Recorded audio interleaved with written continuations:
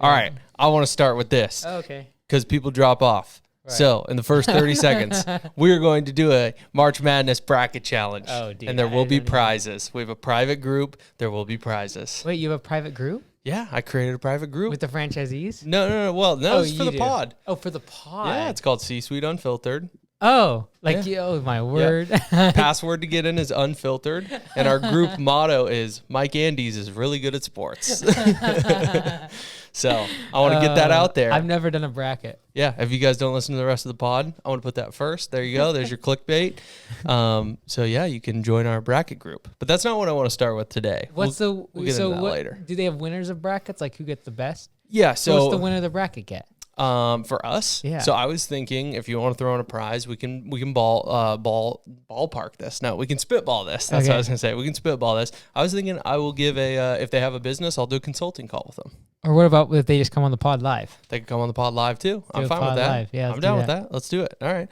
So grand prize. Let's say best bracket gets to come on the pod live. Yeah. Second best, consultant call with me if they have a business. And if they don't have a business, we can just talk, I guess. And then maybe we'll do something for third place. We should do a whole episode with them.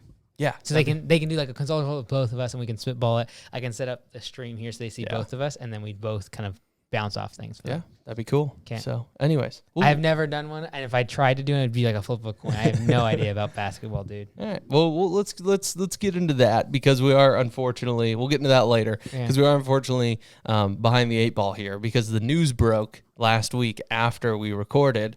And I'm sure a lot of people want to hear your thoughts on SVB, so Silicon Valley Bank. Oh. So I don't know if you want to jump right in. I got some stats here from different articles, and I can give some more background because it is one of those situations that happens so fast that for me as someone who's not engaged in like national banking and like big stock trades and things of that nature, I'm like, I don't really know what's going on. So it took me multiple articles, multiple YouTube videos to figure it out.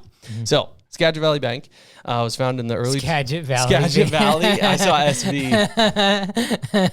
Silicon Valley. Skagit Valley. That's in Washington. I just saw the SV, and I was like, that's Skagit Valley. All right.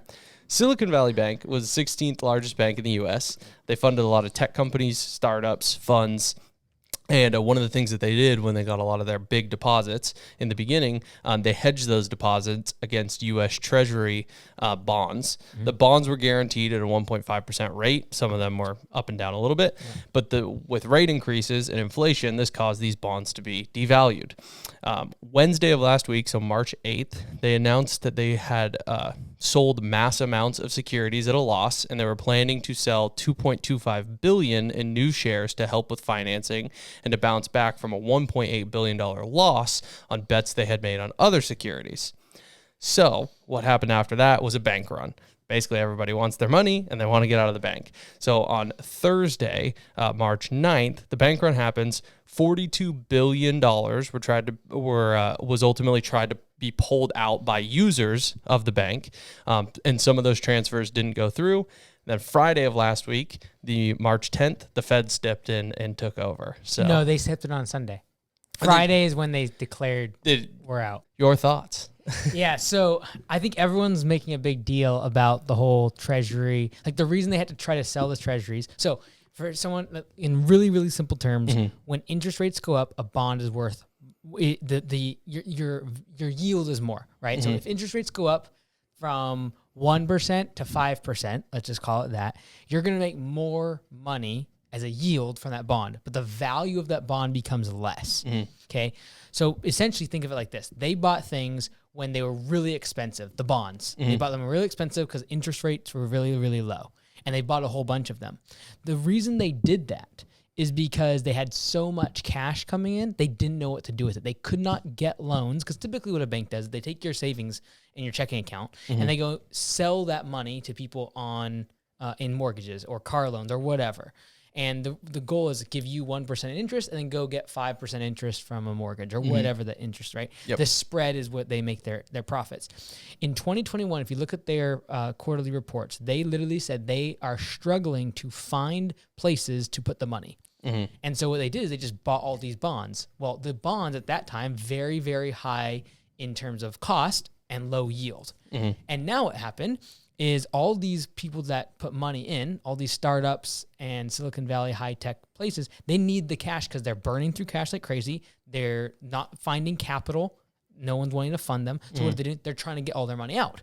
Well, now all of a sudden, because of that, SVB has to go sell the treasuries that they now are selling at a loss. They got to go sell those and just to fund these withdrawals. And so the bottom line is like all these banks don't have all the cash available. They usually have, they can, for every $1 you put in, $9 can be lent out. So what they're counting on is that not half the people are going to show up tomorrow and say, I need my cash. If everyone did that, like the whole banking system would collapse immediately. And that's why the government stepped in on Sunday. Because if you cause panic in the banking system, the whole thing can fall like flat in a matter of days. Like if this, what they call contagion, would have happened and all of a sudden people would start getting afraid and pulling all of their money out of banks, like the entire system would collapse. Like it could literally happen in just a day or two. Yeah. And so that's what happened with even if you look at any currency that's built on a market, including that of FTX, when all of a sudden everyone was afraid and everyone went in to get their funds, that's what causes the collapse because of leverage. Right? They're usually leveraging 9 to 1. In crypto, you can do like 100 to 1, and it's unregulated, so you can even go beyond that. And so whenever you institute leverage in any system, there's risk. And in this case, when it comes to banking, you have the risk that all of the people who have done deposits require their cash out. And if that happens at the wrong time or there's panic, the whole system falls apart. And so the only reason really SVB really fell apart is because last week there was a bank run. Everyone was trying to get their cash out. Right. And when that happens, there's not a cash available because they've leveraged it 9 times. And so unfortunately for SVB and banks that have been caught up in this, they leveraged that money and what they started doing is giving it to startups as loans and what's called venture debt. Very risky. And when those companies start falling apart, as we head into a recession, they lose all that collateral. And so I don't know if that made any sense, but yeah, I mean, I was tracking, but that's because I've read a lot of articles and watched a lot of videos on it because it's one of those situations where it seems very murky. Yeah, there's like a lot of moving parts. Because money's moving every which way, and it's like, are they just robbing Peter to pay Paul? And like, what happens when Joe Blow wants to get his money out, and it just got locked up. Like, so basically, if you invested in SVB because they were on the stock exchange, you were going to lose all your money on that investment. If you had money invested in your bank account, it's up in the air whether you're going to get it back or not. Now the government stepped in and said you can't. They're going to secure all the funds. All of it? Yeah, 100%. Wow. Yeah, so FDIC insurance covers up all deposits up to $250,000. But the big question was anything above that going to be covered? And that's when Sunday they stepped in and said all of these we're going to secure. Okay. And they did that to prevent contagion. What that does, though, is set a precedent that if a bank, any bank basically, fails, the government's going to step in and cover the butt. So what that almost does is reinforce the behavior, take more risky bets as a bank, because if we mess up, the government will step in and clean things up. And like if you look at SVB, there's people getting bonuses and all the rest of it leading right up to this. The last 8 or 9 months, they haven't had a security compliance officer or a risk compliance officer. Like, so no one was there to like say, oh, like we're starting to give money away to these startups that are super risky. They're super going to be affected by interest rates going up, and we're selling things at a loss because we bought treasuries when they're the most expensive. So there's definitely error on their part. There's also just error overall with general compliance and regulation around banking, because there should be less risk there should be more risk mitigation, and there should be less leverage of people's deposits. But in an economy that's running really hot, it makes a lot of sense to allow more banking to happen. Like allow that leverage to continue, because you just massively can compound the amount of money being invested in the market.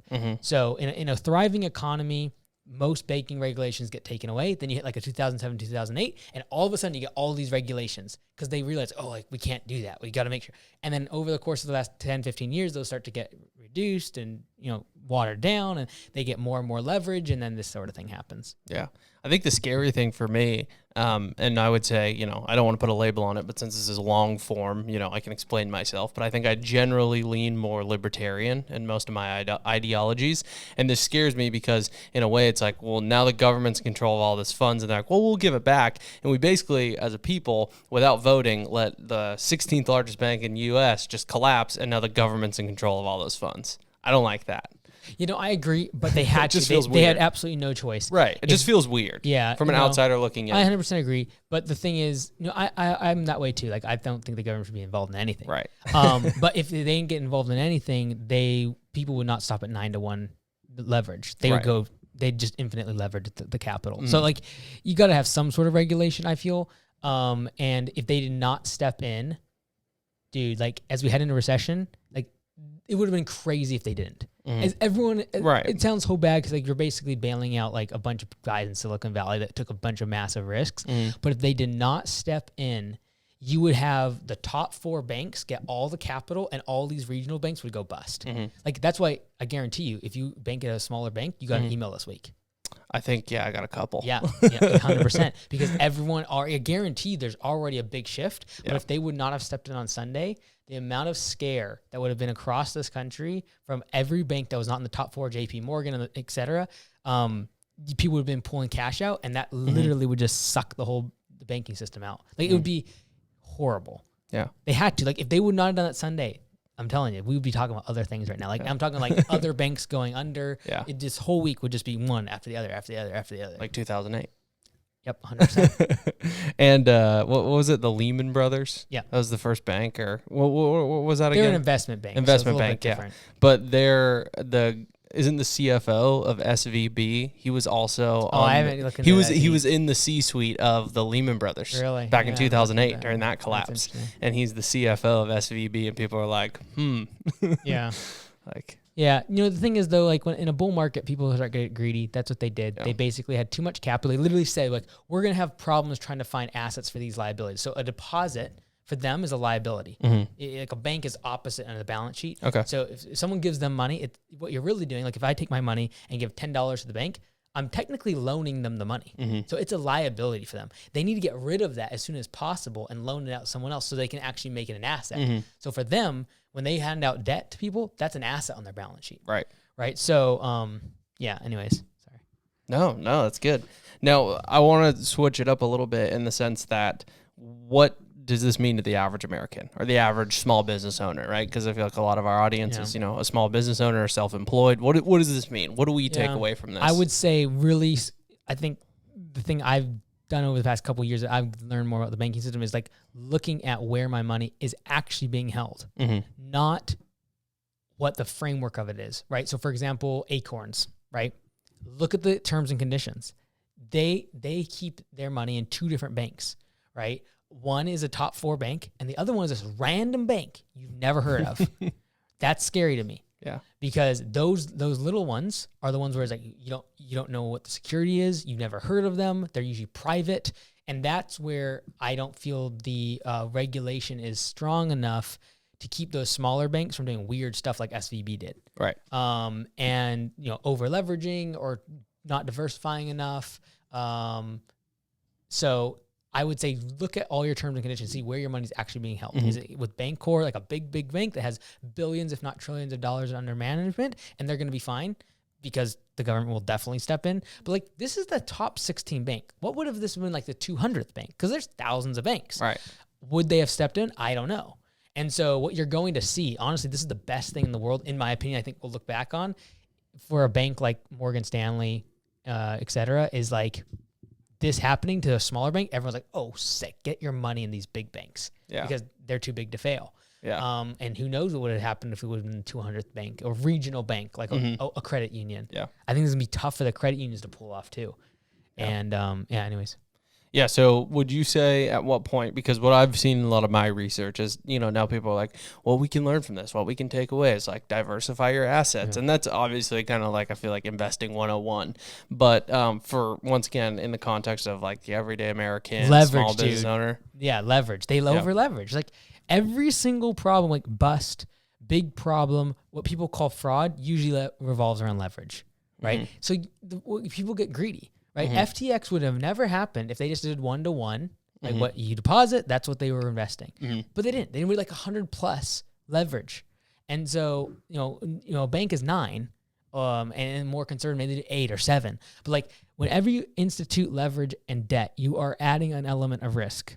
And that only gets caught when a recession comes on, and when interest rates go through the roof, and we have people starting to default on mortgages. And just watch, this is all going to happen again when mortgages start to go bust. Because right now everyone's living on a whole bunch of froth of equity. If the market comes down 10 or 15%, this is all going to happen to mortgages again. Yeah.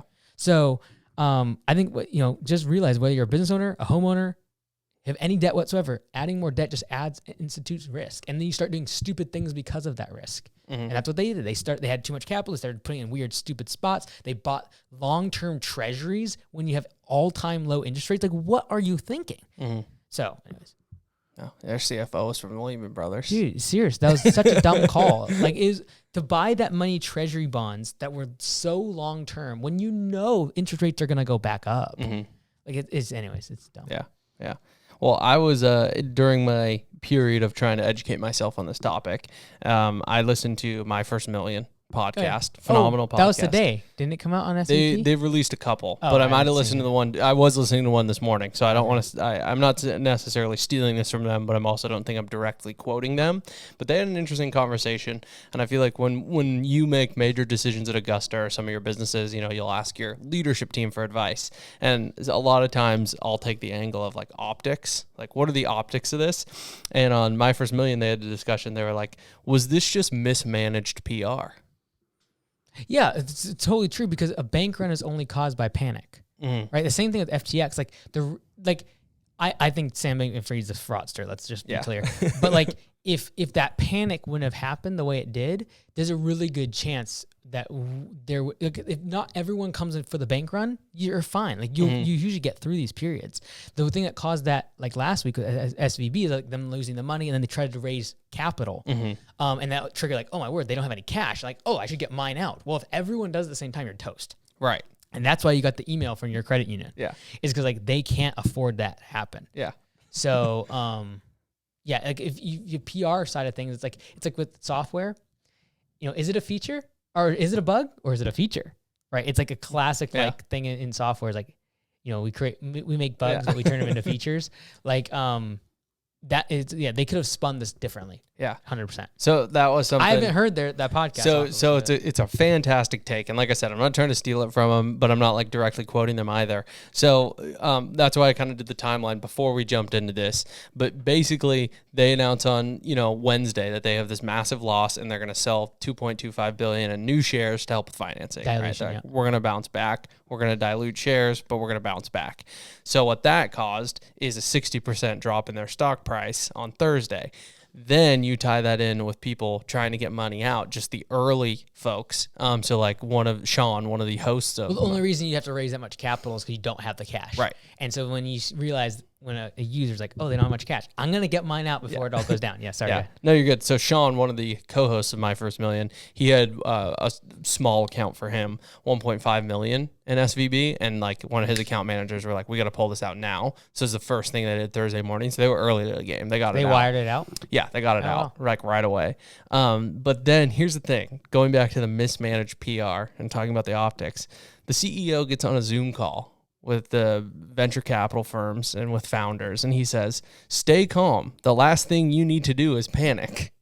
That's a direct quote from his Zoom call. Yeah. Like, that is going to induce panic. I don't think there's anything you can say in that moment as a CEO that's going to be super...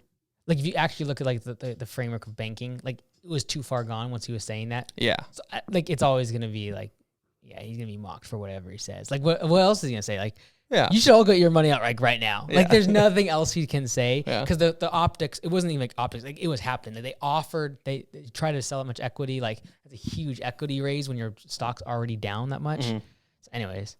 So you said that they didn't have anyone internally doing regulations? No, just like their head. Like, there was no one as their risk management compliance.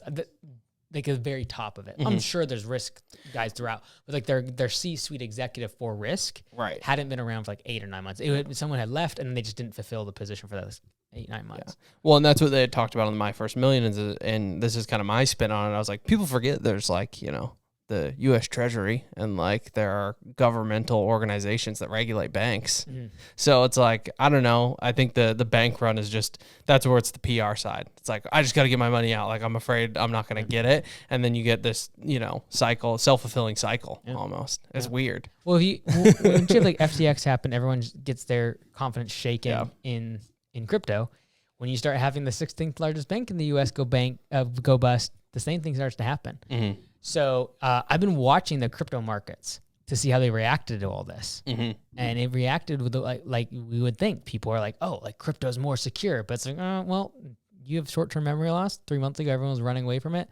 So it's just super interesting. It's all very interesting. Yeah. And that was one of Sean's thing on My First Million is he said he lost like 25,000 in FTX, which is not much for him. Dude, he lost the majority of his net worth in crypto in the past 12 months. Yeah. Okay, all right. Well, yes, he's pretty transparent about it. I signed up for his newsletter, so he did like a real brief newsletter, a gut reaction on Friday. He was like, "Here's what this means." Okay. And really great newsletter if you want to subscribe. And it's super brief. It's daily, Monday through Friday, very brief. And he was like, "I lost money in some other financial crisis," and then he's like, "I lost money in FTX," and he said, "Fool me 3 times, not today, Satan." And he was like, "I got out of SVB as fast as I could. As soon as one of my account managers said we got to pull money out," he was like, "I didn't even question it." He's like, "I'm not getting duped 3 times in a row." But see, that's the kind of panic that creates bank runs across the country. Like that's why they had to step in Sunday. Yeah. It would have been, we would be like, it would speed the recession up like bam. Like in 2 weeks we'd be in a recession. Yeah. Like this is going to play really interesting into Jerome Powell and like, does he keep raising interest rates? Because it definitely plays a part. And when you raise interest rates that fast and you have banks that have bought long-term treasuries, this is going to happen. It's going to put a lot of pressure on the banks. And so it'll be interesting to see how they do with the interest rate hikes and if they continue those and stuff. But anyways. Not to jump to not financial advice, but where should people be putting their money? I was having an interesting conversation with my dad about this because my grandfather was really big in the stock market. Like he's fought in World War II, like the greatest generation, and he made a lot of his wealth in the stock market because it's like Campbell's makes more, soup sales, like the stock goes up, like back when the stock market made sense. Yeah. He's like my grandpa was a very early adopter of Disney. He put a lot of money into Disney. He was like, this is a great model. It makes sense. He's a visionary. And it was like Disney sold more tickets. They made more movies. The stock price went up. And so my dad and I were having a conversation. He was like, son, I just don't know where you should put your money. He was like, I just can't confidently tell you where to put your money. And I was like, I don't know where to put it either. I would say like in terms of like where to put money, like you mean cash or you just mean in general like if you're liquid, like what should you just keep it in blue chips? Like should you I'm never a huge fan of liquid. Out? I'm never a huge fan of keeping cash because it's a non-productive asset getting whittled away by inflation. So like my goal would be finding a productive asset, and the goal of that ideally is I have control over it. Right. And that's like a business. Right? Because like yes, bad things can happen to my business, but like I have a big sway in what happens. And I if you were in SVB or if you were in FTX, like you have no control, zero, nilch. If you're in a stock, like hopefully the next iPhone comes out good if you're an Apple investor, right? Yeah. So I just want to take full control, right? And if you're like the Bible says it, like if you're a debtor, you are a slave. Yeah. And so I'm not a big fan of like not having debt. Like I have debt, but just realize you're taking risk. And in the case of things going bad, you are a slave to that debtor. And so I do approach it from that perspective. And I think where to put money is like, just have as much control as you can. In terms of like cash wise, I'd be talking to your bank. Like, I want to see your balance sheet. Most banks, you can see their balance sheet, see how much cash they have available, see how liquid they are, where they're putting their investments. Like, are they in mortgages and in cars? Like, those are collateralized assets, or are these like lines of credit to random companies that are not making any money? That's what SVB was doing. Yeah, like basically like lending money to the most risky asset in the world, like private money losing venture capital backed companies. Well, step into the shoes of the average American. Yeah. Because I feel like that was a great answer, but it wasn't Mike Candy's answer. Oh. So like what I'm thinking is like, and to be unfiltered, like someone like myself. Okay, got married almost 4 years ago, and then COVID happened, and like we bought our first house during COVID, and like I mean I'm not gonna share exact numbers, but I have a lot in savings to be 100% honest, but I don't have enough to just go like start a business tomorrow. Right. At least not like a successful business that I don't have to be at, right? I need a lot more money if I want to have like a remote business. So what would your advice be, I guess, to me and then people listening if they want to take it? Yeah, like I'm just sitting on cash. I apologize. So I was speaking from a different level, right? Yeah. So I'm talking about like when I say like cash, I'm almost talking like the people who had money in SVB, who is like executive fund managers, people who have millions of dollars to deploy into the market. Okay. Man, where would you put money? Like I have a trading account. I have a Roth IRA. Like I do those things. Like I would definitely max out your tax advantage accounts, right? So you're gonna be able to put money aside, $6,000-$12,000, whatever a year in tax advantage accounts and for retirement, right? But like, man, if someone's entrepreneurial, like you just got to think about how do you buy into a business that has systems in place that you don't have to be there, that it can run without you. You have so much control over it, right? Like everyone's like bashing me online about starting these 4 locations out in North Carolina. It's like, okay, that $320,000 I spent, like even if they all were 10% profitable and I only took half the profit and gave the rest to the team, that would be 10%.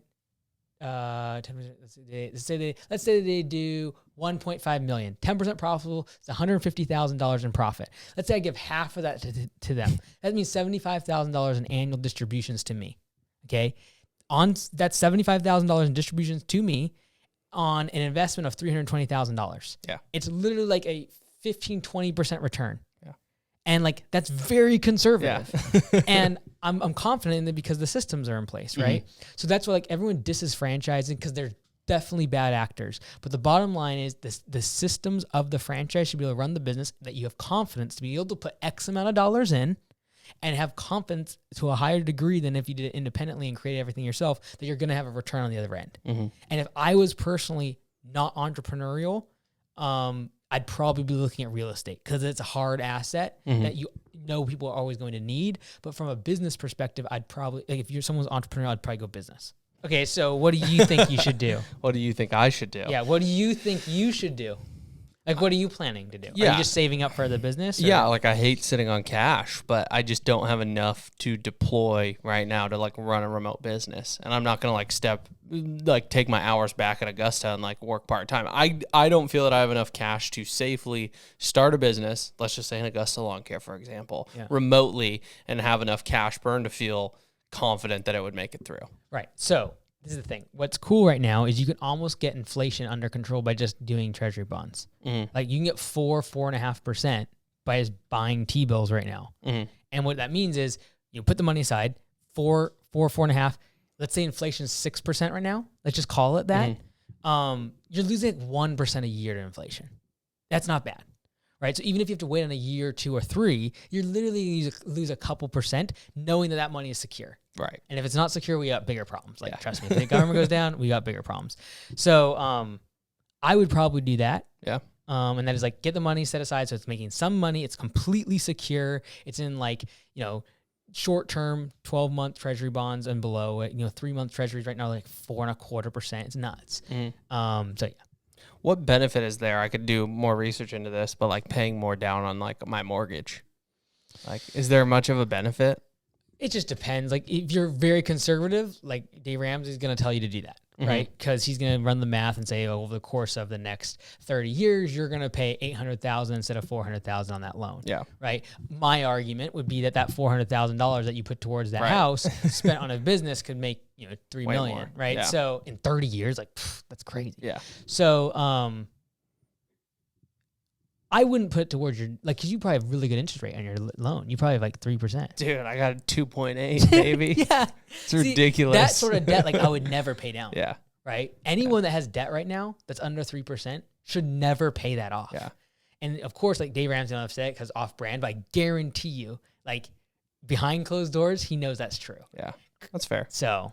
Yeah. Like if you were paying interest less than that of inflation, you should get as much money as possible at that rate. Mm-hmm. So Yeah, we did 2.8%. So we locked in early COVID let's and go. did Good for you. 10% down. Let's go. Yeah. But do you think if you paid off a little more, would you be able to get PMI off? Yeah, but we're already pretty close. Yeah. So 'Cause we've had the I would house- do that. I yeah. would do that because then you save it right away, $100, couple $100 a month going in your pocket, right? Yeah. Surprisingly, not that much. It's not a couple $100 a month. Really? On mine. Really? No. Interesting. I don't know if it's because we did 10% down or what. I have to look into it. Yeah. It depends. It's definitely not a couple $100 a month. Oh, really? Oh, that's not bad then. Yeah.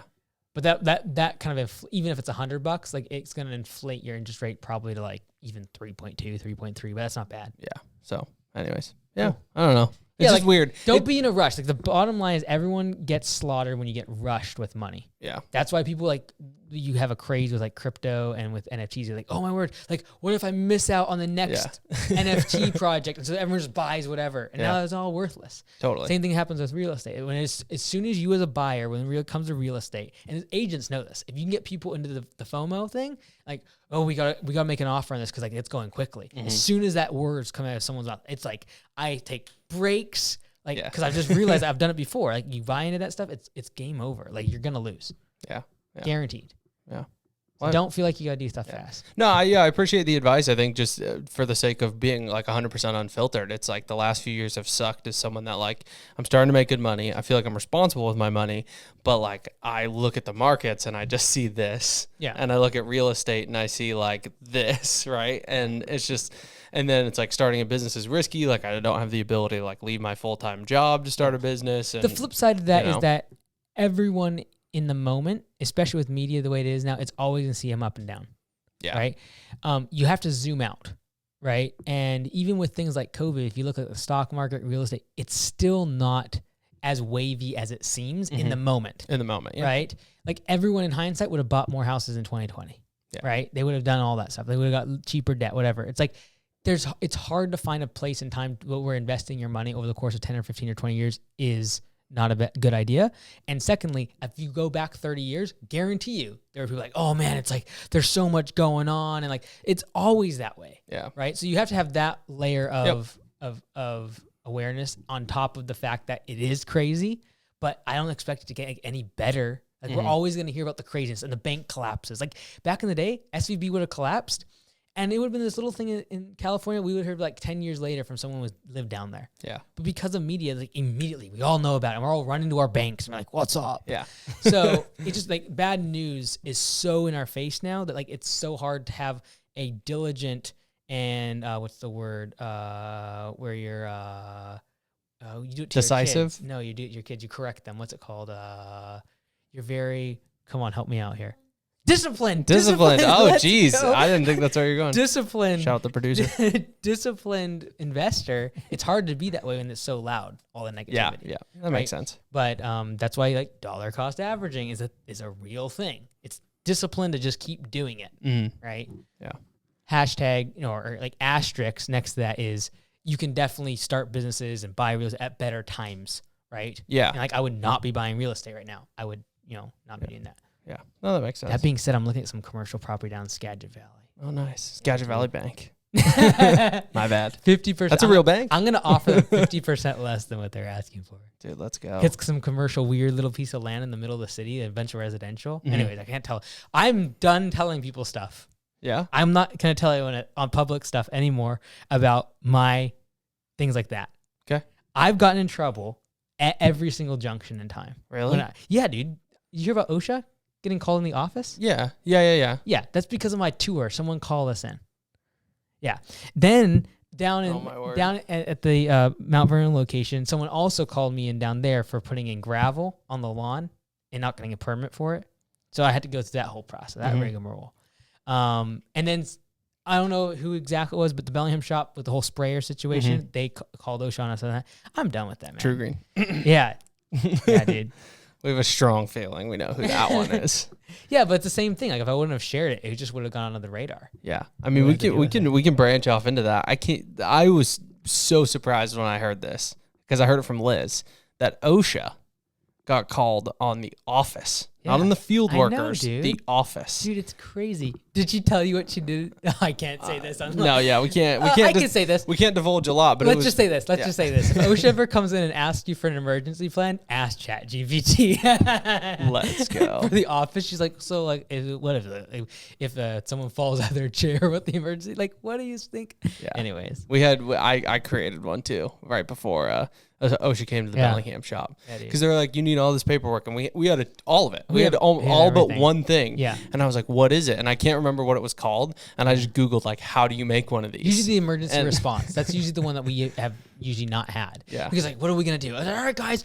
Back in training, that 4-page document on what to do when there's a fire. Oh, stop, drop, and roll. Like, it's like, is everyone going to go read the document on the wall when the place is burning down? Like, it's crazy. Like, there's a door. It's so dumb, dude. Yeah. OSHA to an office. Like, that, like, baffled me. Oh, I was like, bro. why does OSHA have to go to an office building? They're going and checking, like, the gender things on the bathrooms and having the ADA things, which, hey, great. I get it. ADA, let's go. Yeah. All for it. They're making 100%. sure, like, there was soap.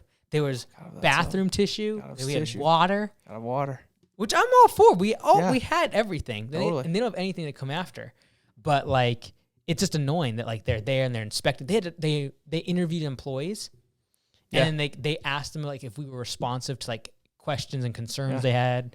And fortunately, like we just like changed all the toilets out, changed the fans in the bathrooms. We just like tried to make a bunch of like the door was not right, so we like fixed the door. Yeah. Just that week. It's great. Maybe in a few years I can tell about my employee interview with OSHA. Yeah, I do. Let's go. I can't say anymore. Once we get to the HQ, then you can. But I was interviewed as an employee by OSHA. Yeah, let's go, dude. Which I am, so it's a good time. Well, OSHA is there to keep us safe to verify that businesses are treating their employees well. That's right. And we, as employees and as individuals, can verify ourselves online. So I want to talk about online verification. All right, Oh, okay. Twitter Blue. That was a nice segue. Working on my segues. That was a really rough segue. All right. It's like OSHA, Twitter. Yeah, verification. Let's go. We'll see. Could have just tied in like OSHA and then Elon like cutting out all of his employees and then causing them to like sleep on the floor and everything. Dude, what do you think OSHA's going to say about him building his factory at a slight angle? Is that a tripping hazard? Dude, if you have a little bit of money, you can get OSHA to do whatever you want. I'm just saying. If you don't know what we're talking about, look that up. Yeah. Built his factory at an angle. So just to mess with them. Yeah. Yeah, never mind. So CNN Business, this is an article at the end of February. So, of course, they used a picture of Trump. This has nothing to do with Trump, but we're going to use a picture of Trump. Oh, you got to throw this up on the screen. Yeah. Meta is launching a pay for verification subscription service for Facebook and Instagram with a picture of Trump, but whatever. The caption of the photo, Trump is returning to Facebook and Instagram after a 2-year ban. Is he really? Let's go, dude. And then their source is CNN. So yeah. anyways, that's fun. So Meta is testing a subscription service which will allow Instagram and Facebook users to pay to get verified. Mark Zuckerberg announced on Instagram. Meta Verified will start at $11.99 a month on the web or $14.99 a month on iOS, and the company is beginning to release it in Australia and New Zealand right now, and more countries soon. So call them crazy eventually. Yeah, you can be verified online. Yep. Right. And as well as on Twitter. So there's Twitter Blue. I think that's $8 a month, $9, $10. I don't know what it is. But so I did some more digging, and like the goal here, CNN says it's to avoid fake accounts, and customers want to get the badge so that they. Meta said customers can get the blue badge with a provided government ID that matches profile name and picture. So they're going to do more verification than Twitter, whereas Twitter's like just pay the money. You get the blue check mark. So Meta has an additional step of verification, but I did more digging and I saw this guy. He has a blog that he is called 9 to 5 Mac, and he does like lots of like Mac advice and Apple advice and tech advice. Very cool blog.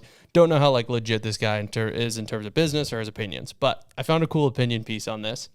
And what he did, and maybe I'll throw a screenshot up on the screen, when Twitter Blue came out and you could pay $8 a month for verification, he changed his picture to what Elon Musk's picture was at the time, which was a baby picture of Elon. He changed his name to just say Elon Musk. And then it said, he tweeted, "Be anyone you want to be, blue for $8 a month." And that tweet got more activity than Elon's for that day. Like it got more views, more likes, the whole nine. And random people were searching Elon Musk, and his account was showing up first. That's funny. And so his whole thing in this like opinion piece is if everyone's verified, no one's verified. And it's an interesting thought. Like if we all have a blue check mark, then no one is verified. There's definitely credit to it though, because you have a payment, and if someone is using Swift banking, there's a lot more trackability to them. So if you have a credit card on file and that's tied to a bank that's in the ABA system and that's Swift and all the rest of it, you can track a lot about them. So yes, everyone's going to say that, but let's just assume that everyone gets it because they all want to be verified. And you get 90% of people, or let's say 80%. The other 20% that's not is likely to be scam artists. And I mean like people that are trying to like do weird scams and all that sort of thing. So I'm not opposed to it. This is the other thing. I feel like there's definitely going to be a market for something like Facebook Premium. And that is you get verified and then you don't see ads. They'd make more money on that than having the ad platform. The question is whether or not people are willing to do it. If Twitter makes it socially acceptable to pay $8 and Facebook comes along and says, hey, we'll verify you and you won't ever see an ad. And by the way, we're not going to track any of your data because they don't need to because they don't need to show you ads. That starts to become very appealing. Yeah. So I just think it's funny how it was all crazy. CNN saying he wants people to pay $8 a month. And now everyone else is doing like, oh, it's just such a great thing. It's for verification. Oh, it's for such security. a joke. Yeah, I think the biggest pro that I see from it that other people have Elon will keep winning as long as he's the villain. Yeah. As soon as the media starts saying good things about him, he's going to have a problem. But as long as they think that he's the villain, everyone's going to be on his side. Sorry. No, you're good. I think the biggest pro from this is, and this is what people are saying is, like, why would you make us pay just to use this product, right? But the pro is that it's going to delete a lot of spam accounts. Yeah. Like the spam ads don't bother me. I'm not going to pay to not see ads. I could care less. Like I'm just not. Like I will just scroll past the ad. I will just click skip ad after 5 seconds. But spam. Really? You won't pay for YouTube Premium? I do not pay for YouTube Dude, have Premium. you ever tried it? Have you tried the 1 month subscription for free? Yeah. Here's what you do. If you want to listen to it, just put your phone in your pocket. Put it face down. Like people are like, oh, you can do it with your phone locked. I'm like, what do you like? Do you not have a battery in your phone? Yeah, but you can download videos too. Oh. When do I not have internet? I live in America. Flying on planes, dude. Takeoff and landing. I'm not a YouTube guy. Like if someone I follow on YouTube posts a video, I usually you're not supposed to say this. Like there's people watching on YouTube. Yeah, no, I'm not a YouTube guy. No, if someone I follow posts a video, it's like same day or next day, or I don't watch it because I follow like 20 people on YouTube. Yeah, it's like you and like that's about it. Like I can't even name anyone else off the top of my head. I don't know. Red Bull, like I don't know who I follow. So you would not pay 12, let's just call it $12 a month. Wait, no ads. They would not track your information. And you know that everyone on that platform is verified with their identity. Trackable with a bank account. Well, I'm not exchanging money on social media. But that's like the best way to track people. Yeah. That's why currency exists. Yeah, that's fair. The only part that entices me is the not tracking me. And I'm still not going to pay for it. Yeah, I don't matter. Dude, there's like 8 billion people in the world. Like, I don't need to not be tracked. Like, I'm not doing anything illegal. So I don't care if they track me. But the value of your time, by the time you watch ads, you click off stuff, it doesn't bother me. It just doesn't bother me. Really? Ads do not bother me. My wife and I have every streaming service you can imagine. Peacock, Netflix, Hulu, HBO. They are all from other people. The only one we pay for is Peacock, and we pay for the $5 a month version, and it has ads. And I could care less. So you wouldn't pay $5? No. So you wouldn't pay $10 to have no ads on Peacock? Yeah. Because I would not pay $5 more to have no ads. I'm not watching hours of Peacock a day. Well, then why do you have the subscription? Because we will, SVU, dude. Law and Order SVU. It's a great show. The Office. You obviously don't like it enough. Yeah, I love The Office and SVU. If you love it more, you'd pay $5 more. No, why would I pay? Like, that's the thing. I cannot think of a reason to pay for that. Because the value of your time. Because if you take 30 seconds and you multiply over the course of time, over the course of a month, if you're doing whatever task is more of, you should pay for it. If like, no, Let's say you watched 100 of those ads and they're 30 seconds a pop. That's 50 minutes. How much do you make in 50 minutes? You know what happens when an Your ad? time is you know worth what, yeah, way it is. more than I agree with that. $5. But you know what I do when an ad pops up? Anyway, is that actually, are you getting things accomplished? Well, I mean, we're talking about my rest time, my downtime. My downtime. I'm just saying, like in the evening, I'm not watching Peacock at work. Yeah, but that 50 minutes, time is interchangeable. So that 50 minutes, whether it's in your relaxed time or not, yeah, over the course of a month, could be deployed towards making more money, or it could be deployed towards going out but for you're acting dinner. like I'm watching that much. I'm really not watching that much. But the question is, would you watch more if there weren't ads? No, I wouldn't. I'm just saying in general, like Yeah, Facebook and things, like there's science that I'm proves sure this. there is. 'Cause Yeah, every like 4 there's an ad. If you take that out, they know that there's more retention. Yeah. Well, I mean, I think in a way I'm to politically correct. I'm frugal, but I would say I'm just cheap. Like if Facebook became a paid service tomorrow, I would not have Facebook. I just wouldn't care. I just genuinely would not care. I guess I would for work because we have a Facebook group. But I'd be like, hey, Mike, are you going to pay for my Facebook now? Because like I don't want Facebook. Like honestly, I'm being 100% honest. I think a paid system is so much better than free, because when you're doing free, you're selling. There's information and you're selling access to yourself, as well as the ability for other people to get in there for free. Mm-hmm. Anything free gets exploited. Totally. Paid, dude. Which I'm very aware of. You know how great Facebook would be if they just made everyone pay? They will never do it because their why would it be advertising. better? Why would it be better? Explain it to me. I could go on and on and on. Give me like a good example for not from you, the business owner. Okay, just your average someone person. making a shadow account and saying hate, or making a scam. You immediately know, you have a tracked identity of who they are and their bank account. Yeah. So if they scam someone, I don't get scammed on Facebook. Like I'm just not dumb. I don't understand why we're policing those something. Those players leave. Yeah. Right. So you don't get deep fake stuff. Like all that stuff can get wiped out.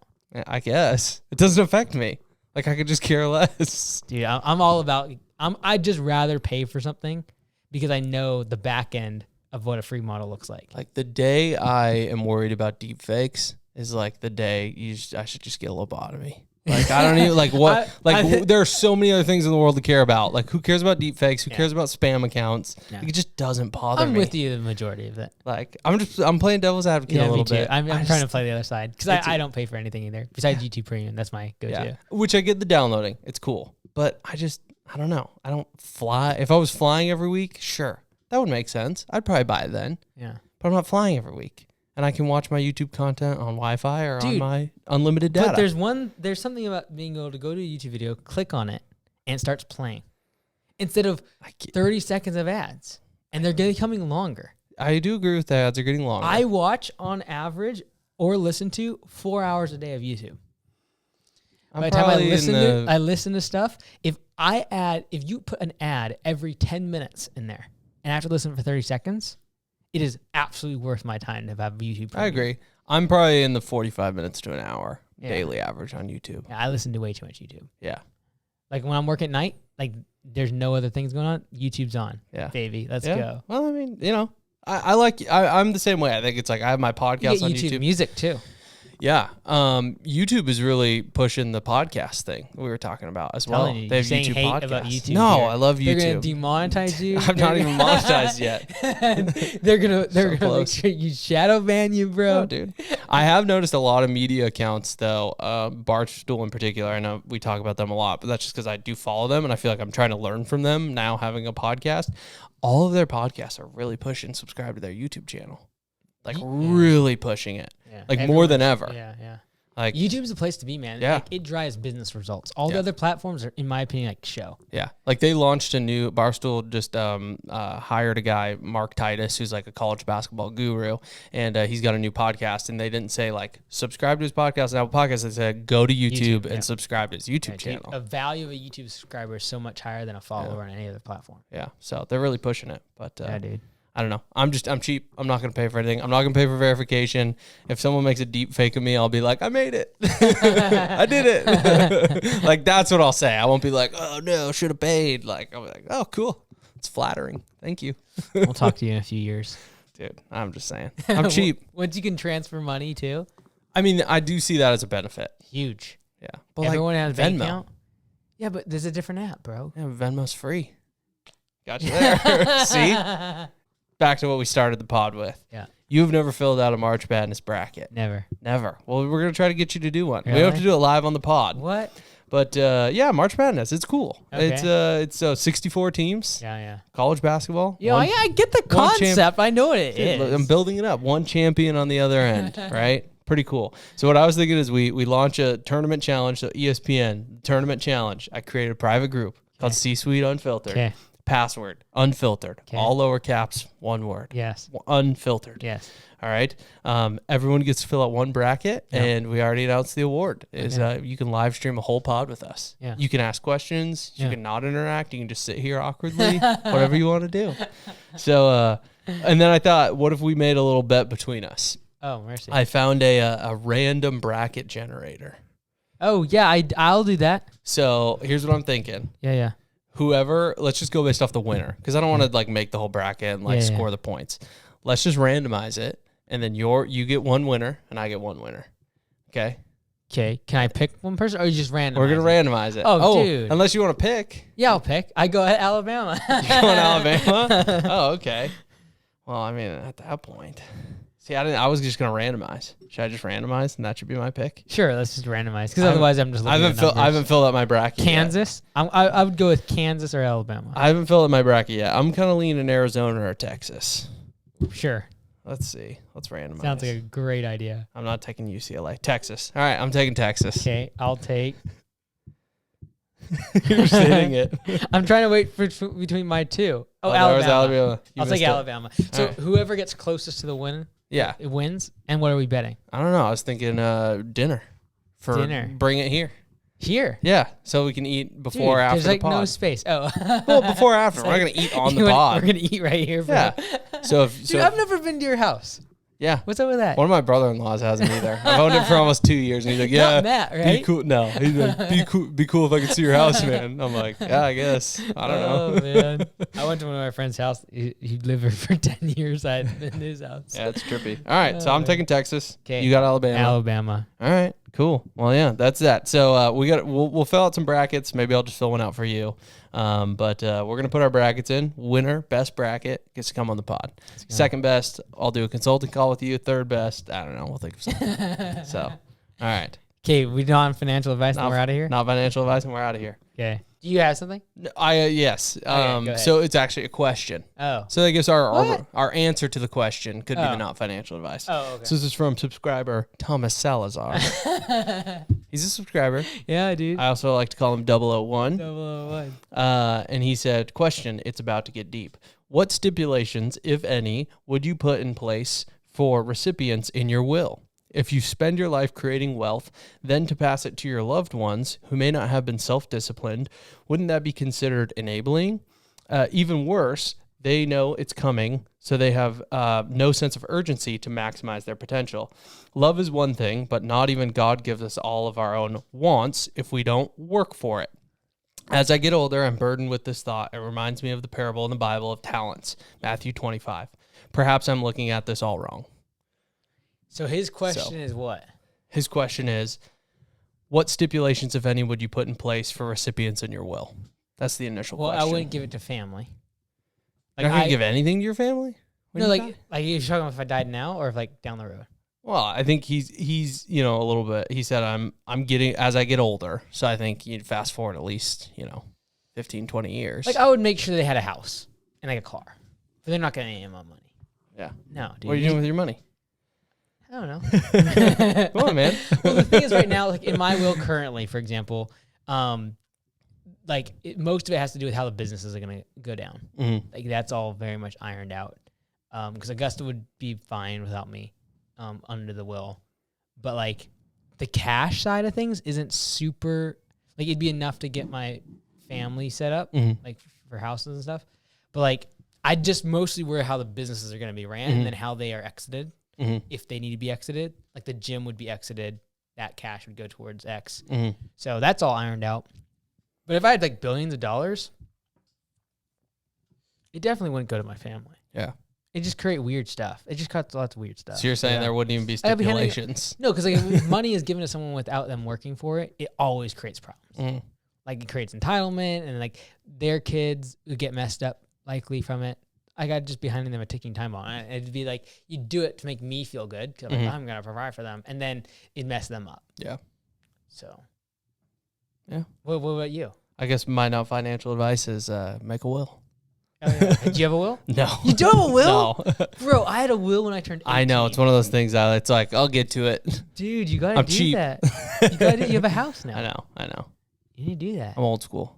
I know, but you gotta do it. You have a wife now. I want in my will, it's going to stipulate, I don't want a funeral. Do not pay $2,000 for a casket. But see, when you have things like that, that's all, that could all just be written down like, hey, when I die, read this. Yeah. That's easy. The will part is like legal separation of assets. Yeah. And you got to get notarized. Yeah, like all the other stuff, everyone's like, oh, I'm going to put my will on a red casket. It's like, look, that's kind of up to your family at that point. Like, no one's going to be like, hey, must have a red, like, you want the will to like protect legal stuff. Yeah. Washington State just passed a new law. Certain properties, you can bury your family members on your property. Yeah, dude. Yeah. Residential land? There's lots of stipulations. Dude. I'm all about that. Is that only for the natives or like? I don't know. I heard the headline. That's how I'm game, dude. Why spend money on me when I died? Well, makes no sense. Put it in your will. Yeah, that's what I'm going to. Just put me in the backyard. Well, you would spend most of your time in a will, I feel like, commenting on how you wanted like your funeral and all that to go down. No, not necessarily. It'd just be like, You don't want a funeral? Yeah, but it'd be like, you don't make it cheap. Don't make it cheap? No, make it cheap. Oh, really? Like, yeah. Why would the money that I've worked for? Why would you take that and then pay for my burial to be cool? No, dude, have a super massive celebration, dude. It sounds so dumb, dude. I would want like, hey, when I die, massive party. No, I'm the opposite. Fly them all in. Oh no, and just have a big hoot of a time. No, dude, you don't have any money. What are you gonna do? Give it to people? Yeah, dude, bring them all together and have them like happy. Well, no, Sarah and I have an agreement, and like I'm gonna die before her, so she needs the money. That's the agreement. All right, we get running out of time on the pod. All right, thanks for listening. Like and subscribe. Fill out your bracket. Link is in the description. Don't die. Get a will.